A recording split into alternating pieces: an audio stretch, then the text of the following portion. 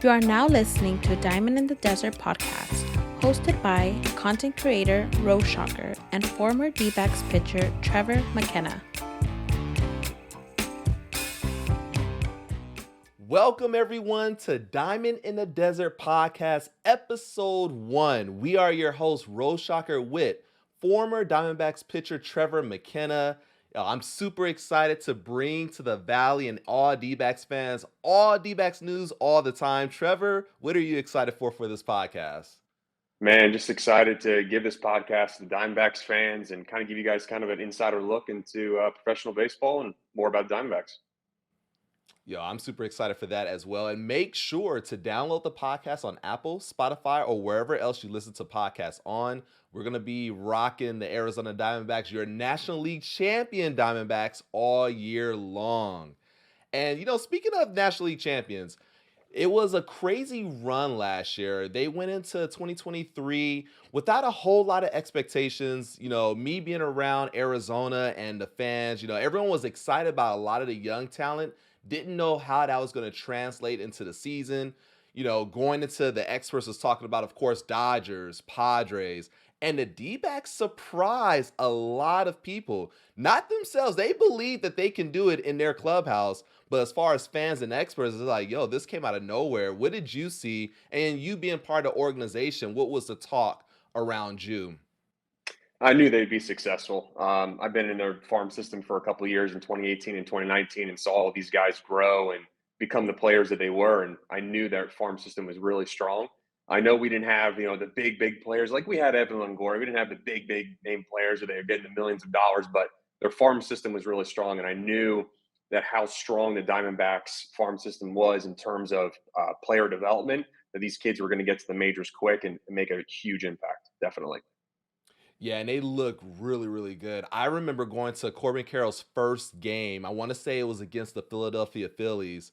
And, me being a fan, didn't really see a whole lot of, players in the minor leagues and stuff. I looked and I was like, man, he's kind of small out there. But my goodness, he has a great eye. I want to say he got a double and a single in his first game. But the way he swings the bat is just so clean. And, you've been around Corbin Carroll. What have you seen, with him and just how great he is? Yeah, man, I saw it since day one. We were playing on the Hillsboro Hops together, which is an A-ball organization, the Diamondbacks. And I mean, he's a smaller guy, but he has such a powerful swing, and his power numbers were going up. But I really saw from day one. I mean, he got on base, stole second, stole third. I'm like, okay, this is what we're talking about, right? This is the kid. This is the farm system. He got to play in front of family because it was in Hillsboro, Oregon, so he was really excited. But young kid, and he showed out, man. He's a good ball player. Definitely great ball pair, rookie of the year. And the Diamondbacks start off the season really hot. They was in first place for a while. D-backs in the playoffs was just a different monster. You had different people step up, like Brandon Pfaadt, for an example, who was 3-9 in the regular season, but then in a postseason, 3.27 ERA, which was better than his 5.72 in the regular season. 22 innings pitched, 26 strikeouts. You had some guys that stepped up at the plate. They, beat the Dodgers.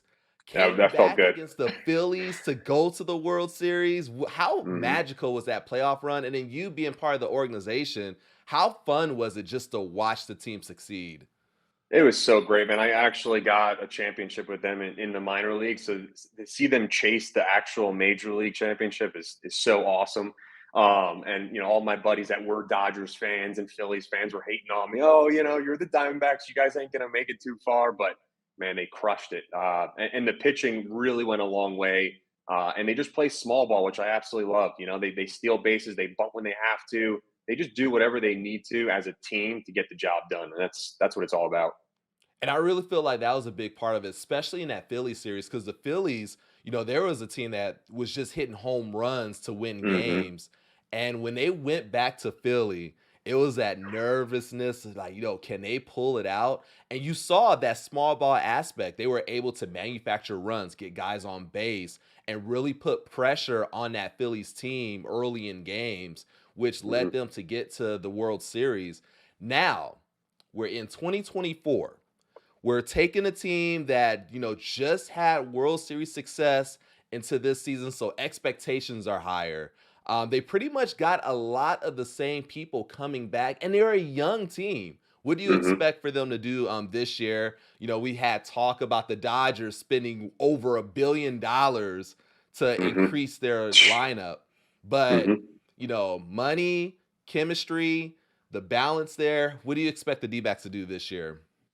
Well, it's funny, the Diamondbacks did so well in the postseason last year, but I still think that people are considering them the underdog, even though they proved who they were last year. I think they like being the underdog. I think they enjoy it. They salivate at that of those ESPN analysts and all those guys and MLB Network saying, "Hey, we'll see the Diamondbacks back in fourth place or fifth place." But I think they love that. I think we're going to see a lot of the same team here. We're going to see great pitching. We're going to see small ball. We're going to see guys stealing bases. And you're going to see that great farm system. There's still more guys in that farm system that can still come up and make an impact, which is really powerful in the game of baseball.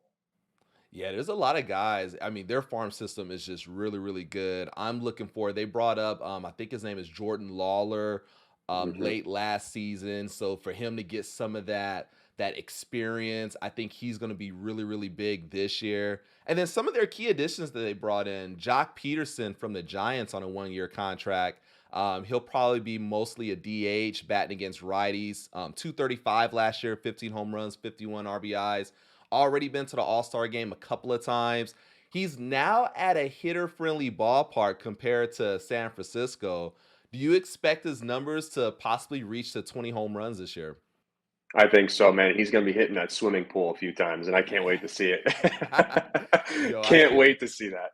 Facts. And then, they brought in Peterson, so they had to bring in someone that's good against lefties, and that's Randall Grichuk on a 1-year contract who, played really well for the Cardinals. What do you see from him?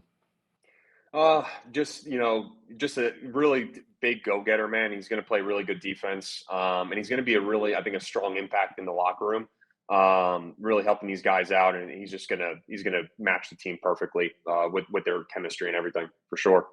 And then speaking of locker room presence, Eduardo Rodriguez is already making a presence in that D-backs locker room. They say he has a salsa playing during spring training. He's been taking a lot of the younger pitchers under his wing. He was 13-9 last year with a 3.30 ERA, a nice, solid starting rotational piece. What do you see with him? He's gonna be super consistent. He's not a type of guy that walks a lot of guys. He's just going right after hitters. He's going to fill up the zone, and I think that's really going to make an impact on the rest of our pitchers. We had a little bit of walks problem. I would say last year that was one thing that were kind of crushing us, where we were kind of giving those free base runners. But to be able to have a pitcher really show by doing like, hey, let's fill up the zone. Let's get these hitters out by letting them get themselves out. We don't have to do too much. We know we got the stuff. We got the pitching capability. Let's just go after them. And that really, really helps, especially if you can get some starting pitchers that can go a little bit deeper into games. I know last year they had an issue with that, having to take pitchers out after 4 or 5 innings, and it really wears on your bullpen. And, Hmm. another guy that they brought in on a trade who's probably not going to start with the team, Christian Mina. What do you expect with Hmm. him? Yeah, I'm excited about him, man. I have to say I'm a little sad to see Dominic Fletcher go because I Yeah. played with him. He's a good ball player. A little sad to see him go, but Christian Mania, it's going to be a good addition, man. And again, I think a guy that's going to be a young talent that's going to get into the locker room, make that impact. He's a little. I think he's going to be a surprise for a lot of us. I think he's going to surprise a lot of D-backs fans and make an impact pretty quickly. I know a lot of people say he could spin that curveball really well, get the batters, missing a lot. So that's going to be pretty fun to see. And Mm-hmm. then they re-signed some people. You got, Zach Gallen, who is Zach Gallen, all The dude. star, nasty. 100, man. When he throws those goggles on, it's go time, man. It's fun to watch. Exactly. And then, Lourdes Gurriel, another all star, Paul Sewald, closer. He was lights out in the Hmm. playoffs. Yeah, he is super impressive, man. He is not a guy that when you look at his numbers on paper, like his miles per hour, his spin rate, it's not something that's going to blow you away. But he just throws that fastball at the top of the zone, and hitters know it's coming, and they still just can't hit it. He is just messing with guys. He's just very tricky with how he is presenting the ball to the batter. He's hides the ball really well, and he's just coming downhill hard. It's not going to be crazy miles per hour. It's not going to be 100 miles an hour, but you're going to feel like it's 100 when it's getting the top of the zone like that. That deception can be really, really key. And, Mm-hmm. hey, if you're a batter looking, trying to guess, what's coming at you, you can't. Mm-hmm. Yeah. Paul, we got Kevin Ginkel, Joe Mantiply, Christian Walker. They all signed 1-year contracts. Christian Walker, I can't wait to see more of him this year as well. Yeah, man, he's such a good bat on the right side and a really good first baseman. I think that's overlooked a lot. He is a really good first baseman. He is. Really stepping up to the plate. And I think he struggled a little bit in the postseason last year, but I think he's gonna step up this year, put more in the seats in the left field, and continue to make the impact that he usually does. And Evan Longoria was one of the key losses. He Mm-hmm. had a really good year last year. Where do you see with them replacing Evan Longoria? I think Jock Peterson is the perfect fit in terms of the guy in the locker room. Definitely a veteran act that is going to be able to really give these guys like, hey, I know, most of our team is like 25 and under, right? So like Yeah. being able to have that alumni guy to come in and understand, what it takes to get to the postseason, the consistency factor, that's going to be huge. But third base is interesting. And I look at a guy like Perdomo.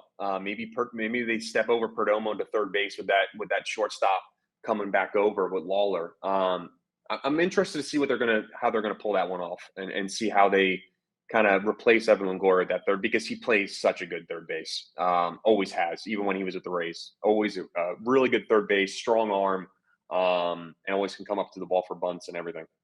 Yeah, he's always been solid. Another key loss to Tommy Pham. I know he had a really good postseason last year, just clutch hitting. But again, the guys that they brought in, I think are going to be really, really solid pieces. Guys that can just fit in. And now there's so much talent on this team that, like you was keying to, they can mix and match, move to different positions. And as a D-backs fan, you should be really excited for this upcoming season because, man, I'm just looking. There's going to be guys that need to be, on another team. They will be in a lineup all the time. And now it's all like, yo, we have a lot of star power on the squad. Yeah, that's why I would be really excited to be a Diamondbacks manager and be the main coach here, because you have so many pieces that you can just intertwine and plug and play, and whatever what you put out on the field is going to work because that's just the Diamondbacks baseball. I love that. Now we got spring training here. We got some spring training invitees that we want to talk about. We'll roll through some names, but then I know there's some that you've actually worked with. So we'll go ahead and let you do your thing. But right-handed pitchers, we got Miguel Castro, Slade, and I hope I say these names right. Slade, Saccone, Hmm. Luis Frias. What can you give us about Oof. Frias? El Caballo, my friend. Wow, that boy is electric. Again, play with him on the Hillsboro Hops. He throws everything he can into his fastball, and I absolutely love it. He is the most electric pitcher I have ever played with. He is so fun. We didn't get to see him a lot last year. He was in the bullpen. We didn't see him a lot in the postseason, but super electric fastball up to 99 miles an hour and a wipe away curveball and slider that will make your knees buckle. So fun to watch. Look out for him this year. Dre Jameson, he is getting Hmm. Tommy John surgery. Won't play this year, but he will be back 2025. A reason Hmm. why they brought in Randall Grichuk as well. But what do you see with him when he does come back 2025? What can we expect? Yeah, another guy I played with, man, out of Ball State, and it is amazing how hard this kid can throw with his size. I mean, you're talking 5'8", 5'9", with cleats on and maybe 170 pounds soaking wet, and he could sling it 100 miles an hour. It's unbelievable to watch. Super athletic, and I don't know. I think I told you that story of that race in person with Dre Jameson, Corbin Carroll, man, and there's always that rumor that Dre beat him, and he did. That man is quick. He is super athletic. That's a little sneak peek, guys. That happened in spring training, and man, that boy's athletic. Watch out Well, for him next year. I'm telling you. Dre beat Corbin Carroll in a race. He's that fast. He's that fast, man. I mean, and you want to talk about having a defensive pitcher being faster than arguably the fastest guy in MLB. That's nice to have on the mound for sure. Yo, that is wild. What about Ryan Nelson? Oh, dude, he's a stud. This is like the polar opposite, right? We go from Dre Jameson to Ryan Nelson. Ryan Nelson is super tall and again slings it 95 to 97 and has a absolutely disgusting curveball. I feel like it breaks like at least 12 feet because the ways these hitters are reacting is comical. He's a guy out of Oregon, played at University of Oregon, and was a stud in college. And he made a huge impact right away, right when he got into professional baseball. And he made his impact last year, especially in the postseason, really made a name for himself. Now we'll talk a little bit about a couple of lefties. Tommy Henry. Yeah, man. Oh, man, he was fun to play with. He's actually out of the University of Michigan and stud. He actually was just on Pitching Ninja, which you guys can find on Twitter. I'm sure everybody knows about that. And it was actually about his slider. His slider is nasty. It breaks so much, and it makes righties really buckle at the plate. So, again, another guy that made a huge impact last year and expecting really big things out of him. What about Andrew Sawfrank? And I hope I said that right. Yeah, man. I mean, another big guy out on the mound. Really, really is a big impact in the size that he has and how much he's coming down the hill. Has a really good breaking ball and throws it a high percentage of the time. We saw that in the postseason. I mean, he was throwing his curveball up over 50% of the time because obviously we were going against the Phillies and Schwarber. He needed to throw that constantly because it was so effective, and he had such a high percentage of outs on that curveball. But yeah, big things out of the bullpen with him as well. Now I want to talk about a catcher. We already got Gabriel Moreno, who is solid at that position, but then behind him, Jose Herrera. What can you tell us about him? Herrera, man, that's my boy. That was my catcher. Oh, That's my guy right really? there. That was my catcher in the minors, man. He is a stud. I mean, as a pitcher, you can confidently throw anything up to the plate, and he's going to block it every single time. The man is a wall back there. Probably one of the best defensive catchers that I've ever pitched to, and just super super impressive. So I got to ask you too, because you used to pitch with them. What were hmm your pitches that you went to? What were your go-to pitches? Yeah, so I was a lefty closer my 2 years with the Diamondbacks, and my go-to was my changeup, man. That was me. I was throwing about 65% of the time, and Okay. just messing with guys. I would go from about 90 to 92 fastball, and then 72 changeup, just Oh, messing with guys. nice, man. That's a big difference right there. Oh yeah, man, gotta love it. Position players to talk about. We got Jorge Barosa. Yeah, man. Again, another guy played with the hops. There is a famous video of him in center field. You guys can look this up. It is fantastic. He caught the ball on a run on the warning track and then slammed through the wall, and he broke through the gate. And No it went through the way. bullpen.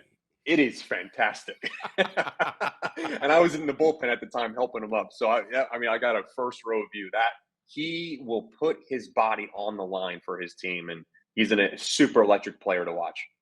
Yo, he sounds like a fun player. That's something that I probably would do. I was reckless when I played high school ball. Crash through the wall. I hurt myself. I don't care. As long as I make the catch, everything was good. hmm Heck yeah, man. Oh yeah, love it. And you got to play with Corbin Carroll. Any fun stories hmm with him? I just go back to that first game, just seeing his speed out of the box, man, and like you mentioned earlier, his eye is unbelievable. He's super menacing, not for his size at the plate, but because he's got a good eye and he's got a small strike zone. So you have to be so perfect as a pitcher that it really messes with your mind, right? Especially then when he gets on base, then you have to worry about him stealing a bag, right? Or bunting. Go field the ball and try to throw it to first base. He can really do it all, and he's a really, really good outfielder. I feel like that's really overlooked with him. Can really track down the ball in center field really well. And then another outfielder, I got to actually see him in his first spring training game this week. Jake McCarthy. Yeah, man, stud. Again, played with him out of the University of Virginia. I mean, he was an absolute stud in college. I knew all about him before he came on. We got to be really good friends. And again, another really good outfielder, pretty strong arm. Usually will play sometimes center field for the Diamondbacks, but usually left field or right field, depending on who's hitting that, who's pitching that day. But again, another strong guy and a really good bat and another speedster. Not as fast as Carroll, but another speedster that can swipe some bags and be a little secretive with it, which I like. Yeah, the D-backs got a nice mixture of just speed and strength amongst their players, Hmm. which is just really fun to see. Geraldo Perdomo, all-star last year. That's my boy. That's my shortstop, and he was a stud in the minors. I could see from right away that he was going to make a huge impact in the major leagues, and he really made a statement last year. I think really proved about who he was, and he had that big home run in the postseason. I was so happy for him. But yeah, overall, really good dude, really good baseball player, but off the field, an awesome guy. And then last person I want to talk about is Alec Thomas. Just another stud, dude. His dad is a coach for the White Sox. He got to hit a home run in his first spring training last year against his dad, which is the best. But really, really strong center fielder. And man, again, not a big dude, but some serious pop on his bat, man. He can hit that ball really, really far. So we're gonna go ahead. We're gonna look into, as talking about all these players, we're gonna look at a potential lineup rotation for 2024. We got the righties: Corbin Carroll, Ketel Marte, Gabriel Moreno, Christian Walker, Jock Peterson, Eugenio Suarez, Lourdes Gurriel, Alec Thomas, and Geraldo Perdomo versus Mhm. lefties: Ketel Marte, Corbin Carroll, Gabriel Moreno, Christian Walker, Eugenio Suarez, Lourdes Gurriel, Emmanuel Rivera, Randall Grichuk, and Geraldo Perdomo. With these lineups, who are you most excited to see going into 2024? Especially against righties, man. When we look at Corbin Carroll batting one, Ketel Marte two, and then Perdomo and Alec Thomas 8 and 9, those are four speedsters. So obviously, it's always easier to steal a bag against a righty pitcher than a lefty pitcher. You got four guys that if they get on base, they're just going to mess with that pitcher's mind all day long in the catcher's mind. That's really exciting. And obviously, I'm really excited to see Jock Peterson against righties, man. I mean, he just absolutely annihilates righties. He struggles a little against lefties, which we're not going to see him a lot against lefties unless it's a bullpen game, and then you're seeing that. But really excited to get against those righties and all those speedsters in the lineup at the top and the bottom, just absolutely messing with pitchers. I love that. Yeah, I really want to see Jock Peterson in Arizona because I know the Giants, and I don't know the exact stat, but I don't think the Giants had a 30 home run hitter since like Barry Bonds was there. Hmm. And now we're bringing in Jock Peterson in a hitter's ballpark. I hope that we can see a 25 to 30 home run and Jock Peterson back in the All-Star game, possibly back in the home run derby. Yeah, absolutely. And honestly, he was at the Giant Stadium, and that's not a super friendly hitting park, right? So now with him going to the Diamondback Stadium, I mean, when you open those windows in center field, it is an Yeah. absolute tunnel, man. You can hit some balls out of there. I always loved playing there and practicing there. It was a lot of fun. And but sometimes it's not fun as a pitcher because it's a landing strip, man, for planes. It is bomb central. Exactly. And just being there as a fan, I was a season ticket holder in the bleacher area, so you would just see just shots crushed in Hmm. D-backs stadium over there at Shays. So and Jock Peterson, I got to see a couple of his too. Just he can just man put some power on the ball. Yeah, man, you do not want to throw him anything inside. Like middle in, just stay away because it's not Exactly. coming back. Not coming back. Exactly. Now, potential early call ups that we have for this year, Josh Green. What can you Yeah, tell me man. about him? The boy from Louisiana. This kid has the nastiest sinker I've ever seen. Play with him in the minors, and I don't know how many thumbs he broke as with our catchers. Probably a ton. Man, he throws like 85 to 90% sinkers and just ground ball after ground ball after ground ball. And we're talking probably 1 to 2 feet of movement at 96, 97. Just an absolute stud. He's putting some really good numbers up in the minors. And I could see him making an impact in the major leagues, probably early season, maybe mid-season. I would predict. Yo, can't wait to see him called up, man. He's gonna definitely be a big person to come in and pitch for the D-backs this year. Definitely, man. He's a big boy too. He's menacing on that mound. He's exciting to watch. And make sure to download the podcast on Apple, Spotify, or wherever else you listen to podcasts on. Again, Roshocker with Trevor McKenna. We're going to be covering the D-backs all year. And spring training is here. We had our first game on Friday, on February 23rd. It was the D-backs and the Rockies. I was at the game. It was Boom. awesome. Like the very first game, you just saw everyone so excited. It was over 10,000 people at the spring training game. And very nice weather. Out here in Arizona, the weather is always nice in March. And just seeing just the excitement from the players. It was a quiet game on the D-backs aspect, but as you would say, the second game, there was a lot of excitement. What have you been seeing so far with the D-backs in spring training? Yeah, first game offense was a little bit quiet, but pitching really showed up. I was just talking about my two guys, Tommy Henry and Josh Green. They showed out in the first game. Tommy Henry, 2 innings, 3 Ks, absolutely dealing with his slider.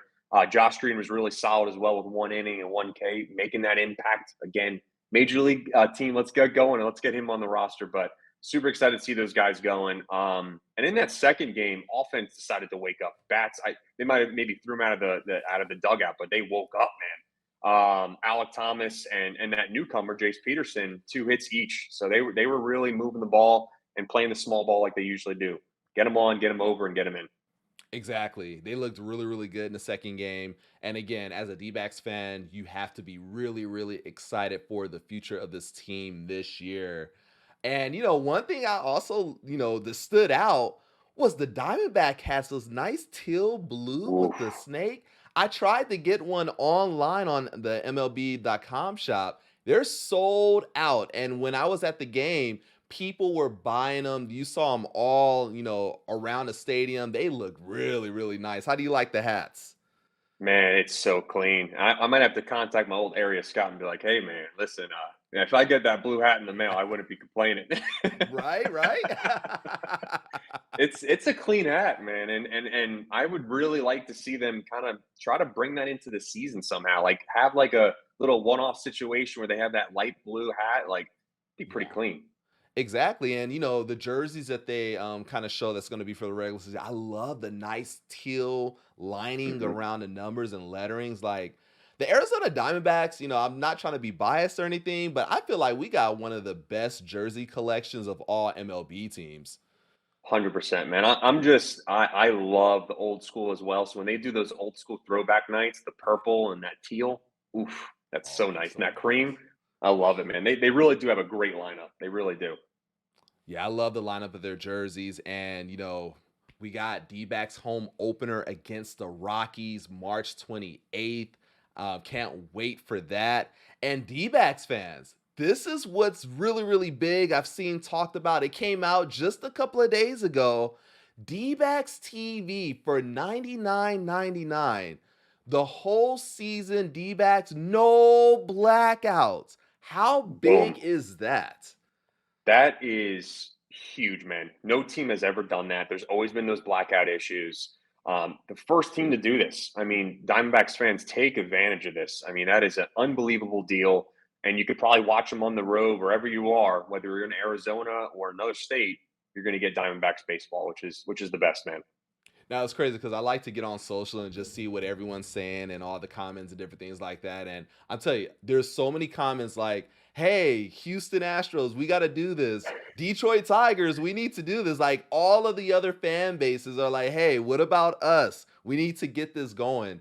And I know last year it was a big, conflict with not being able to see all the games and having blackouts. And now Diamondbacks, you can watch every game blackout free. This is going to be so big. And the National League champions D-backs, we get to watch our team.